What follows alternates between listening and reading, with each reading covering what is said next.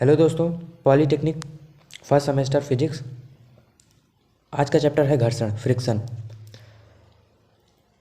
तो बाकी के चैनल का लिंक कमेंट में पिन है, आप जाके वहाँ से देख सकते हैं। तो चलिए पहले हम यहाँ पर इम्पॉर्टेंट क्वेश्चन को देखते हैं, क्या क्या इसमें से ज़्यादा इम्पॉर्टेंट है जो आप पढ़ सकते हैं और इसमें से आप क्वेश्चन स्कोर कर सकते हैं। सबसे पहला क्वेश्चन है, स्थैतिक एवं गतिज घर्षण को परिभाषित कीजिए, जो BTUP के 2009 और बाकी ईयर में भी पूछा गया था। घर्षण के नियमों को समझाइए, घर्षण के नियमों को समझाइए, घर्षण के लाभ एवं हानि को बताइए, घर्षण से क्या लाभ होते हैं, क्या हानि होते हैं। इन सब क्वेश्चन को आप एक बार पढ़ भी लीजिएगा, नहीं तो हम आपको बता भी देंगे। तो सबसे पहले देखते हैं घर्षण गुणांक। सबको घर्षण पता होगा कि घर्षण होता क्या है। घर्षण किन्हीं दो सतहों के बीच लगने वाला वह बल है जो उसकी गति का विरोध करता है, उसे क्या कहते हैं, घर्षण। घर्षण दो प्रकार के होते हैं, स्थैतिक घर्षण, गतिज घर्षण। अगर कोई पिंड स्थिर रहकर स्थिरता में गति करता है, मतलब उसके बीच घर्षण लगता है स्थिर रहकर, तो उसे कहते हैं स्थैतिक घर्षण। गतिज घर्षण जब गति की अवस्था में रहता है तब उसके बीच घर्षण लगता है, तो उसे गतिज घर्षण कहते हैं। तो यहाँ पर हम घर्षण गुणांक से डायरेक्ट देखेंगे और वो थोड़ी ज़्यादा मतलब इम्पॉर्टेंट वैसे है नहीं, लेकिन एक बार आप जानते रहिए। घर्षण गुणांक से देखेंगे, घर्षण बल एवं अभिलंब प्रतिक्रिया बल के अनुपात को घर्षण गुणांक कहते हैं। तो क्या कहते हैं, अभिलंब प्रतिक्रिया और घर्षण बल और अभिलंब प्रतिक्रिया के अनुपात को घर्षण गुणांक कहते हैं। तो सबसे पहले देखेंगे स्थैतिक घर्षण बल क्या होता है। तो गति प्रारंभ होने से पहले सतह के बीच लगने वाले घर्षण बल को स्थैतिक घर्षण बल कहते हैं। तो Fs क्या है, स्थैतिक घर्षण बल है, ठीक है। तो = μs/r, और यहाँ पर μs क्या है, μs है यहाँ पर स्थैतिक घर्षण गुणांक, ठीक है। तो गतिज घर्षण बल देखेंगे, गति प्रारंभ होने के बाद सतह के बीच लगने वाले घर्षण को गतिज घर्षण कहते हैं, गतिज घर्षण बल कहते हैं। तो इसे किससे डिनोट करते हैं, Fk से, ठीक है। Fk क्या है, गतिज घर्षण बल है। और μk क्या है यहाँ पर, μk गतिज घर्षण गुणांक है। तो सीमांत घर्षण किसे कहते हैं, स्थैतिक घर्षण के अधिकतम मान को क्या कहते हैं, सीमांत घर्षण। यानी कि Fs मैक्सिमम को क्या कहेंगे, सीमांत घर्षण। यहाँ तक आपको क्लियर हो गया होगा। चलिए आगे चलते हैं। आगे देखेंगे हम घर्षण कोण तथा रिपोज कोण।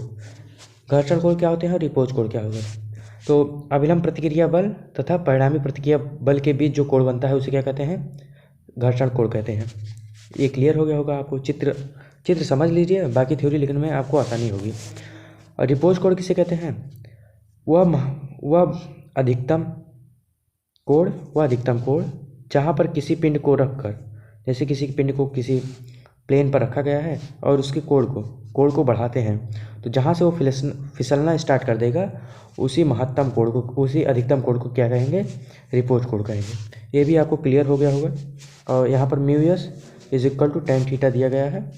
तो यहाँ पर ये क्या है, घर्षण कोण और स्थैतिक घर्षण गुणांक के बीच संबंध है। ऐसे एक नंबर के क्वेश्चन में भी पूछ सकता है, आप इसे भी याद रखिएगा। आगे देखेंगे हम संरक्षी बल क्या होते हैं, असंरक्षी बल क्या होते हैं।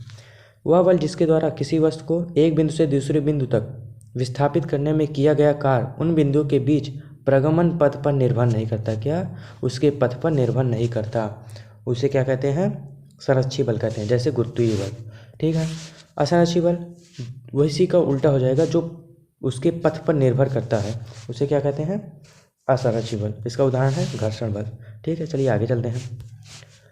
आगे हमें कार्य ऊर्जा प्रमेय दिया गया है। तो कार्य ऊर्जा प्रमेय हम सबसे पहले देखेंगे क्या होता है। जब किसी बाह्य बल द्वारा किसी वस्तु पर कुछ कार्य किया जाता है तो वस्तु की गतिज ऊर्जा में इस कार्य के बराबर वृद्धि हो जाती है।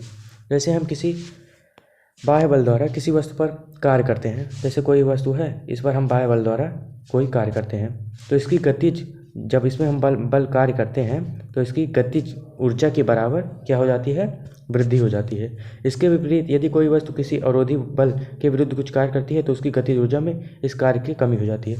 जब इसमें अगर कोई विरोधी बल लगा जाएगा तो उसके कार्य में विरोधी बल लगेगा तो उसकी गतिज ऊर्जा में क्या हो जाएगी, कमी हो जाएगी। तो इसी को एक्सप्लेन किया है। इसी को थ्योरी में देखें तो कार्य तथा गतिज ऊर्जा एक दूसरे के समतुल्य हैं। कार्य तथा गतिज ऊर्जा एक दूसरे के समतुल्य हैं तथा गतिज ऊर्जा में परिवर्तन किए गए कार्य के बराबर होता है। गतिज ऊर्जा में जब कोई परिवर्तन जैसे डेल्टा, जैसे डब्लू बराबर क्या हो जाएगा के एफ के नहीं डेल्टा के, डब्लू बराबर डेल्टा के क्या है गतिज ऊर्जा में परिवर्तन, ये दोनों बराबर होंगे तो उसे क्या कहते हैं कार्य ऊर्जा प्रमेय। अब इसकी उपपत्ति भी देख लीजिए। तो स्थिति एक, दो स्थितियाँ हैं इसमें जिसमें हम एक स्थिति को लेकर चलेंगे, एक ही इम्पोर्टेंट भी है, एक से ही एक लिख दीजिए और पेपर में नंबर पूरा मिलेगा। तो स्थिति एक देखेंगे, जब वस्तु पर अचर बल लगा हो। कहाँ पर? जब वस्तु पर अचर बल लगा हो। माना एक अचर या नियत बल F m द्रव्यमान की वस्तु पर कार्य करता है। इसी बल के कारण बल की दिशा में वेक्टर S विस्थापन हो तो किया गया कार्य W बराबर आप जानते हैं Fs। तो यहाँ पर न्यूटन की गति विषयक द्वितीय नियम से देखेंगे, W बराबर ma, F बराबर m में रख देंगे, क्या हो जाएगा W बराबर ma, समीकरण नंबर 1 मान लेंगे इसे। ठीक है। तो वस्तु के प्रारंभिक और अंतिम वेग के परिणाम क्रमशः u v हो तो गति के तृतीय समीकरण, एक गति का तृतीय समीकरण है। यहाँ से as बराबर मान ज्ञात कर लेंगे, as बराबर क्या हो जाएगा v² माइनस u²/2। यह मान समीकरण 1 में रख देंगे। किस में रखेंगे? समीकरण 1 में। समीकरण 1 में रखने पर यह वैल्यू प्राप्त होगी। उसके बाद इसके हम m से गुणा करा देंगे, उसे अलग अलग पार्ट में लिख देंगे। आप जानते हैं mv²/2 किसे कहते हैं? kf को कहते हैं। किसे? kf को। और mu²/2 किसे कहते हैं? ki कहते हैं। ठीक है। गतिज घर्षण दोनों है, गतिज घर्षण नहीं, क्या है? गतिज ऊर्जाएं हैं। चलिए देखते हैं आगे। जहाँ kf तथा ki प्रारंभिक एवं अंतिम, kf क्या है? प्रारंभिक, और kf क्या है? अंतिम गतिज ऊर्जाएं। W बराबर क्या लिख सकते हैं? डेल्टा के, अर्थात कार्य बराबर गतिज ऊर्जा में परिवर्तन। यही हमारा सिद्ध भी हो गया, यही हमें सिद्ध भी करना था। चलिए अब आगे देखते हैं। आगे एक लास्ट टॉपिक है, न्यूमेरिकल बेस है। ये 2018 में पूछा गया था। संरक्षी बल को परिभाषित कीजिए। ये देखो यहाँ पर पूछ लिया गया, संरक्षी बल को परिभाषित कीजिए। यहाँ पर सबसे पहले हम क्या लिखेंगे? संरक्षी बल किसे? अभी पीछे ही बताए, जो अपने प्रगमन पथ पर निर्भर नहीं करता है। और इसका उदाहरण क्या था? घर्षण बल। ठीक है। तो यहाँ पर क्या है? F बराबर हमें दिया गया है, इसे सिद्ध करना है कि ये संरक्षी बल है। तो F बराबर हम ले लेंगे, F बराबर क्या ले लेंगे? डेल्टा इंटू वेक्टर F ले लेंगे। ठीक है। इसे ले लेंगे, गुणा कराएंगे, क्रॉस मल्टीप्लिकेशन लगाएंगे। तो यहाँ पर dy/dx, यहाँ पर क्या मान लेंगे? डेल्टा की जगह dy/dx, और dy/dy y की जगह dy/dz z की जगह, फिर उसकी जगह नीचे जो है वही उतार देंगे, ये जो समीकरण में दिया गया है आप इतना जानते ही होंगे। उसके बाद सॉल्व करेंगे, 0 आ जाएगा तो ये बल संरक्षी बल है। आप इसे सॉल्व कीजिएगा। अगर वीडियो अच्छी लगी तो please like, subscribe and share.